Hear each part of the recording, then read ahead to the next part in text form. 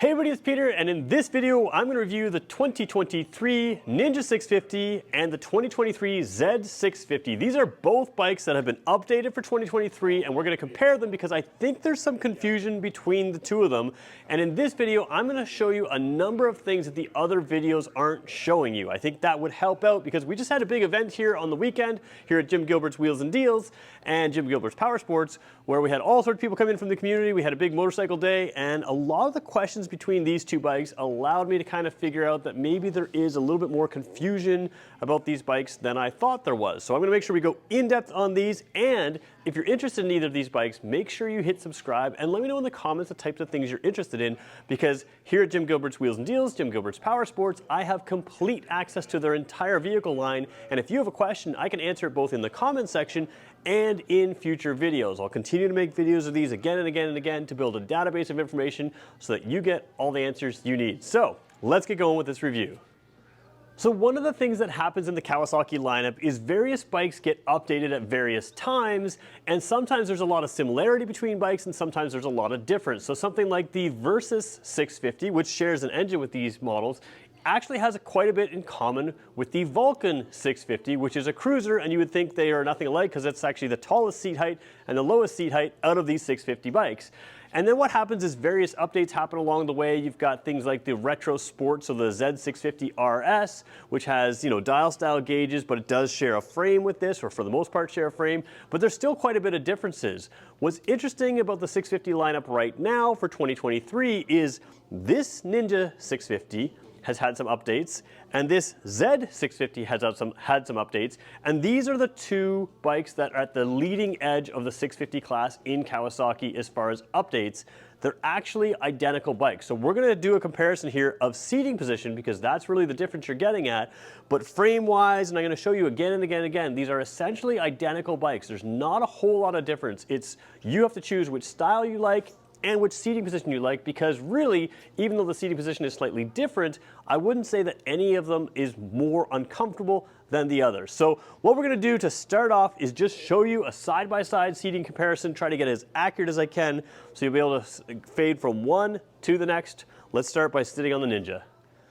So as I mentioned, I'm going to start by jumping on the Ninja here, and we're going to point out a lot of similarities between these two bikes. But I think the easiest way to dispel rumors on the internet, to dispel everything else, is to sit on this bike and then exactly fade into the next bike. So because these share a frame, in theory, if I put the kickstand in the exact same spot here, for the next one, you should be able to see the riding position being identical, other than handlebars, because the handlebars are different here. And we'll talk about some of the differences that the fairing gives you. There are a number of differences that make a difference when you're riding, but purely from a seating position, I'm gonna have my foot on the ground on the left side.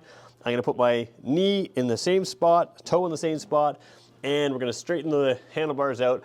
And this is what you get on the Ninja 650. So with me sitting comfortably on the seat, right in the middle, looking forward, this is what you get.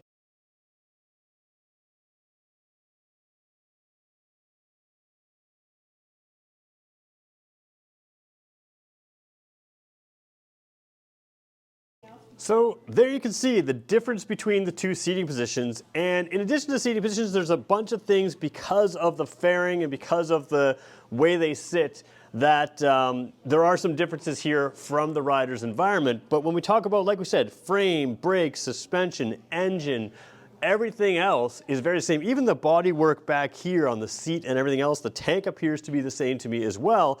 So we're going to talk about how those differences play out in riding the bike and operating the bike, because really the seating position is really the only difference. But because of those differences, there are things that you may experience that may be better for you than the other. And again, you're not just picking style, you're picking the one that works best for you. So let's go through these bikes in detail now, talk about the updates for 2023, and talk about how these differences may make a difference to you.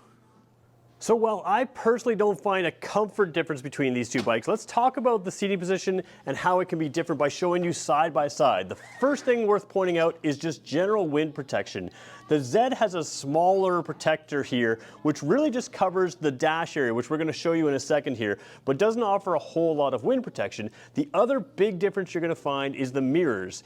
The mirrors are set out here on the handlebars on the Z650, which makes them closer to you. Once you have them closer to you, if you enter a tuck position, which again you can do here with the shape of the tank and everything else, as you enter that tuck position, the mirrors are actually behind your eyes, so you lose your mirrors in a tuck position. Now the benefit is, if you're driving around town and keeping upright, mirrors that are a little bit closer to you can give you a little bit wider angle. So that is an advantage here on the Z650. Now again, jumping over here, you're going to see the real difference as we look at this. Jumping onto the Ninja, the windscreen is significantly higher than the dash, and the dash is not mounted on the handlebars, so it doesn't turn with the handlebars. We'll show you that a little bit closer as we get there. But you can see here, if I enter a tuck position, I have two things working with me. One, the windscreen comes up to my helmet. It might take a little extra air off my chest as well. And two, the mirrors are way out here, so they are still in front of me, even in a tuck position.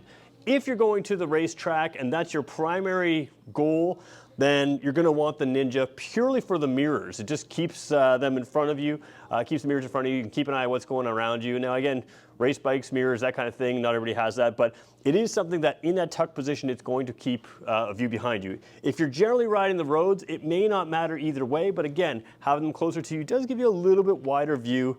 So that's just something to consider. If you're riding upright or in a tuck position, there are some advantages there. Let's take a look at the dash on both of these, look at some of the differences before we go through some of the similarities. So let's start by looking at the Ninja here. Having the panels out in front, that fairing out in front, does put the dash from the handlebar onto a piece that does not move with the handlebars. That can be an advantage, disadvantage, depends on what you think of it. I don't know that that particularly matters to me. A couple of the advantages you get with a fairing is down here there's a little USB port, or at least it's a dummy plug. Right now there's nothing there, but you could put a USB port in there. It's kind of like a preset mount, so if you were mounting like a GPS or something up here on your handlebars, you could have a power point right there. Flip side is clip-ons are a little bit less options than a regular handlebar in order to put that device, but there's lots of ways to mount devices to motorcycles, and you have a power point there. The other thing the fairing does, and you can kind of see it around here, if you consider that the tank narrows here, so this isn't the tank here, this is just the bodywork, but the tank comes right behind it and narrows, you can see that there's bodywork out here. That little bit extra bodywork does give you some wind protection and some aerodynamic advantages in, like, let's say cooler weather. Your legs will have a little bit of wind protection there on a colder day. So that is one advantage of the fairing. Let's just take a quick look at the Z now.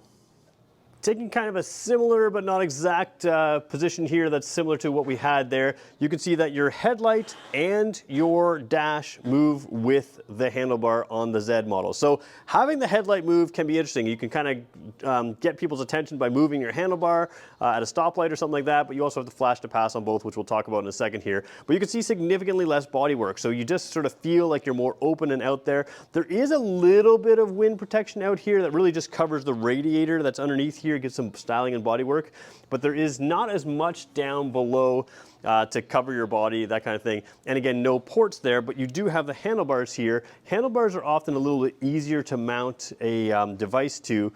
However, you kind of have to mount it there because if you're thinking of mounting any device in here, you've got the dash in front, where on the Ninja you can mount right something in there. So really your only handlebar available is right here. Up here you've got some brake reservoir. So you have the handlebar, but there's limited space. Pros and cons of each. So before we go into the dash and the controls, let's start looking at the similarities between these two bikes that are literally the exact same. So we're going to use the Z model here because it is more open with less bodywork. But what you're looking at here, other than some bodywork that would have covered some of this area here with a fairing, is an identical fender here, identical suspension, brakes, everything here. So you've got the disc brakes here, dual disc brakes with ABS, and of course this bike for 2023 has traction control. Both these bikes do. The one difference you're going to find here is depending on your color, the wheels are a different color. On the Ninjas, I think most of the wheels are black, but sometimes they have a sticker around the outside that complements the striping on the bike as well. The Z models here, I really like these contrasting wheels. Of course, you got your floating calipers here, lots of drilled areas there for extra ventilation. The pedal style rotors, I am convinced that they are more for style than for actually cooling, because a lot of the higher performance bikes actually don't have pedal style rotors, but in theory that could also help cool the brakes. So good braking here, left and right, like dual calipers here. Good stuff all around. And again, nice sort of aerodynamics. Little thing with the right side up forks here, you have a little shield right up there, so all of that dirt and debris that is in that common area that's going to compress there, you're keeping that from the bugs, that kind of thing. All of that from building up and breaking those fork seals. So a little extra protection there on both the same on both the bikes. Liquid cooling just beyond that. We'll talk about that as we move back to the body of the bike. I kind of like this view of the bike because this 2023 color scheme with the red frame really kind of shows you where that frame goes, and it's all painted black on the Ninjas, so you can kind of see the similarities when you look through the bodywork of the Ninja. We've got this engine here, a 650cc engine. Now I will say the engine on this bike is what I consider to be the perfect sport road and sport engine here. It is easy enough to drive that a beginner rider could learn on this, but it has plenty of power for the street. It is not a full-out four-cylinder track bike like the ZX6R, but that 650cc really is a nice blend of plenty of power. If you want to do some wheelies on this thing, you absolutely can. Of course, you've got traction control now. So you've got a lot of power here, but great for the road. And then they do some nice things. They've got rubber foot pegs front and rear. Same thing on both bikes there, so they have some vibration dampening in that as well. Again, not a really vibey engine, but you've got a lot of things that work with you here. So underneath here is your horizontal backlink rear suspension. What it is a rear suspension monoshock that is buried in there, nice and forward, and that does a whole lot of things for you for handling. It centralizes the weight, does a lot of nice, gives you good travel, good response as well. And then you can see the exhaust system here, which comes out obviously in the front, does its little twists and turns, which is going to help with building torque in the engine in that mid-range, which this has good mid-range torque. And then it comes out and it stops short. So all of the weight of your exhaust system, everything that you need, is under the bike and low. So instead of bringing weight up high, it does two things. One, looks pretty cool. Two, it keeps that weight centralized. So when you're riding, sport riding especially, all of that weight is centered and low in the body, which is very good for handling. What it also does is allows you to see a pretty cool swing arm, identical swing arm on both there. Nice design there, it gives it a real sporty style. And you can see that pedal style disc brake at the rear there as well. The other thing worth pointing out is this has Dunlop Sport, or sorry, not Sport Max, yeah, the Sport Max, the Road Sport 2 tires. Now the Road Sport 2 tires, I'm always a little bitter about this because my higher spec Z900 RS actually has less good tires than these. They are the cheaper level sport tires from Dunlop. So these are a nice upgrade tire that you get right here on the mid-range bike, which is really, really nice. So I've moved back to the Ninja 650 now to show you the controls. And the only reason I did that is, again, without mirrors coming off here, I can get various angles here of the controls. Usually I show you the dash before the controls, but I want to show you the controls first because I'm going to move some things around the dash and I want you to understand what I'm doing. So the big difference here is this selection button right here. This up and down can select various modes in the screen, and I'm going to tell you when I'm hitting the top button and the bottom button, you'll know what I'm saying. The select button is going to turn on your traction control or allow you to select your traction control. So you can get it blinking by hitting the select button, and then you can go up or down to go from 3 different settings: off, level 1, and level 2. Most of the time I would drive this bike in level 1 personally, use level 2 in the rain, but you may find if you're a newer rider, you just want to leave it on level 2, a little bit more intervention to keep you from both slipping and various other things. You know, it can help you with a wheelie situation. Although this bike is not something that's easy to accidentally wheelie. I think you're going to be pretty much in control that way. Very, like I said, predictable bike. If you want it to do things, it'll do it. If you don't want to do things, it's pretty good. But this really does help you in those situations. So you've got a lot of nice controls here. Same controls on both bikes as well. You've got your hazard warning lights right there, the horn down here, signal lights, and real nice feeling controls here. They don't feel cheap at all. High beam and low beam, and then of course there's a little trigger right over here by my finger. That allows you to flash your high beam. And again, there's LED headlights on both of these bikes, so they have that bright white LED headlight, and being able to flash them is kind of nice. The other thing here is your clutch lever and your brake lever are both adjustable for reach. Now that can be really nice depending on the size of your hands, but also if you move this around, it can sort of adjust where that bite point is on the clutch, at least where it feels like it is to use. So no matter what size your hands are here, you're gonna reach, and again, good, easy controls. So again, up and down, when I'm saying moving that button up and down, this is the button I'm talking about. Selection will choose your traction control. Let's take a look at the dash now. All right, so staying with the same bike, the Ninja 650 here, where the screen is not going to move at all with the handlebars. I used to try to avoid the glare here, but you can see, you've got a lot of bright white wall behind me there. It's not a problem when you turn on this TFT display. Cameras don't film screens nearly as well as your eyes can see them, but you can see that you can easily see things clearly here, even with the camera. So again, what you see for the glare and reflection in the camera, I don't see at all just standing here looking, but as you can see, you can still see things clearly. So KTRC, that is the new for 2023 on these bikes, and I'm gonna hit that selection switch right now, tap it there. They are blinking, so we can go up to the off, or I can go down to level 1 and down to level 2. So off would be the top, and then you can move it from there. Hit the selection switch again and it locks in place, and that's all it takes to adjust your traction control. So you can do it almost without looking at your dash using that selection switch that we just chose. Now, because I didn't hit that select switch in the middle of that up and down button, what you can also see is over here in the odometer, if I hit the up switch, I can adjust this upper area. So right now it says odometer, we're gonna go to trip A, we're gonna go to trip B, and then we're gonna go back to the odometer. So using the up switch without selecting traction control, adjust the upper area. Now I can also adjust down here. Right now you're seeing an instant fuel economy reading. It's currently kilometers per liter. You could do liters per 100 kilometers. You could do miles per gallon US, miles per gallon UK.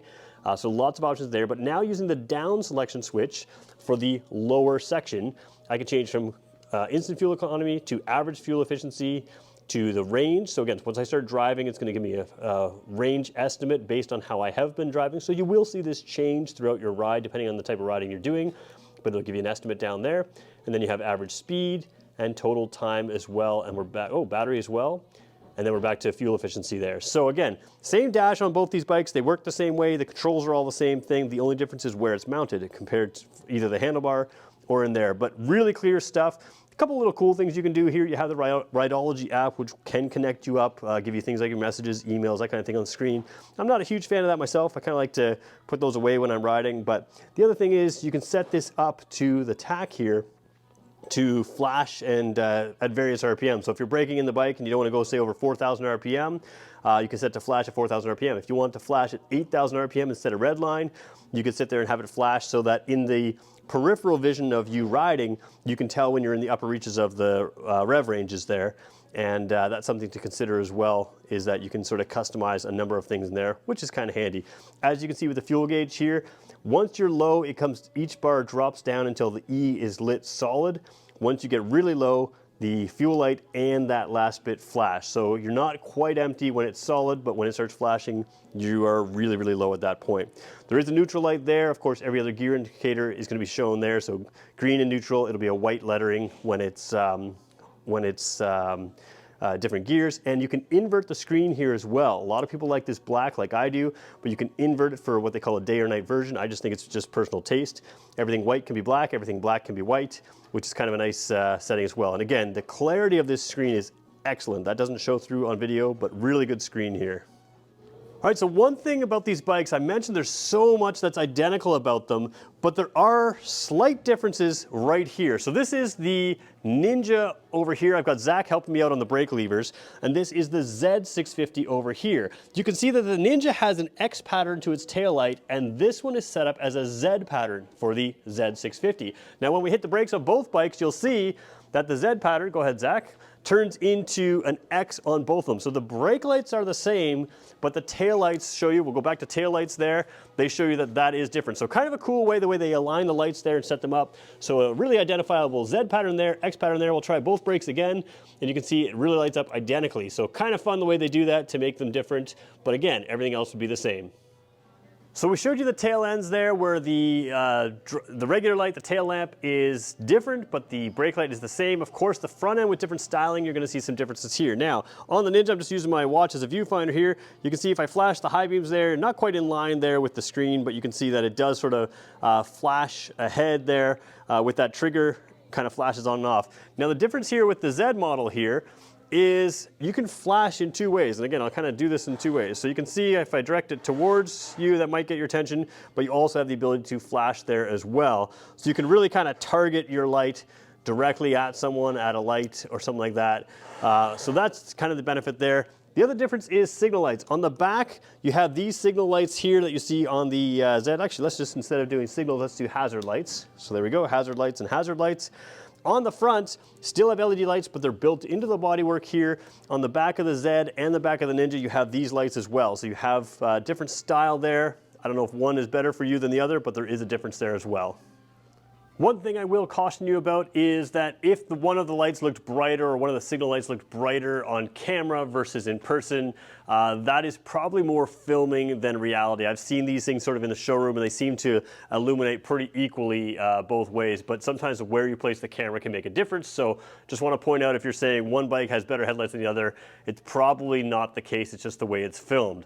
So let's talk about these two bikes and talk about who they are for. Well, first of all, the general 650 lineup has a bike for just about everyone. The Vulcan S is a sporty cruiser that uses this engine, but has a little bit less technology, different dash than this. The Versus is an interesting bike. That's one I used to own, the Versus 650.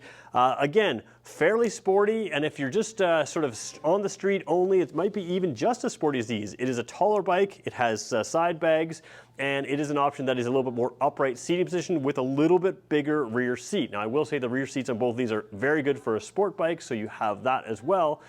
But there are some differences as well. You've got the Z650 RS, which is a retro sport, which has the same frame as this, but most people would never guess it's the same bike because the entire tank is designed to look like a bike from the 70s, and the overall feel, including the dials or the gauges as well, are like those old-fashioned dials of the 70s style gauges. So there's a lot of differences, a lot of different seating positions, while you still have the same engine. But these two are really the sporty technological leaders in the lineup for 2023. They have the traction control, they've got the TFT display.